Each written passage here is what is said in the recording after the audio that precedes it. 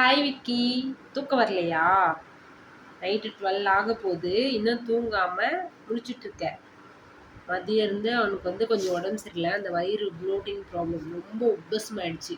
இப்போ வயிறு இப்போ கொஞ்சம் நார்மல் ஆயிடுச்சு.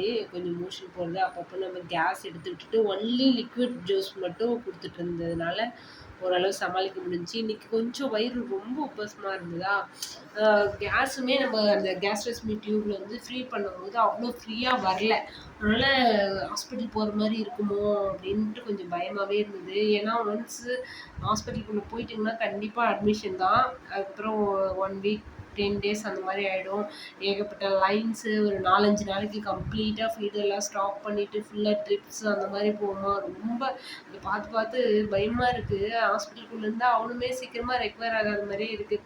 இப்போது 2-3 வாட்டி அனுபவிச்சிட்டதுனால இப்போ நம்மளே எப்படி சமாளிக்கிறது அப்படின்னு ஓரளவு கற்றுட்டேன். பட் இன்னைக்கு கொஞ்சம் ரொம்ப உபசமாக இருக்கும். ஹாஸ்பிட்டல் போகலாமா வேணாமா அப்படின்னு யோசிச்சுட்டே இருந்தோம். நல்ல வேலை இப்போ கொஞ்சம் ஃப்ரீ ஆகிட்டாரு. எப்படியும் ஒரு 1 மணிக்குள்ளே தூங்கிடுவாருன்னு நினைக்கிறேன். ஏவைக்கு தூங்கிடுவியா? அம்மா குட் நைட் சொல்லலாமா? அம்மா தூங்கணும்ல சோமி, நீ தூங்கினா தானே அம்மா தூங்க முடியும். சரியா? பாய் சொல்லிடு எல்லாருக்கும்.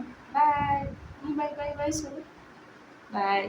சரி ஒரு வாட்டி அப்பா வருதா பாரு. அப்பாண்டோடனே சிரிப்பு வருது உனக்கு. இவர் தூங்கவே 1 மணி ஆகும்னா இந்த மேடம் வேற தூங்கியிருந்தவங்க இறந்து வந்துட்டாங்க. எப்படிதான் நான் சமாளிக்கிறதுனே தெரியல கடவுளே. விக்ரம்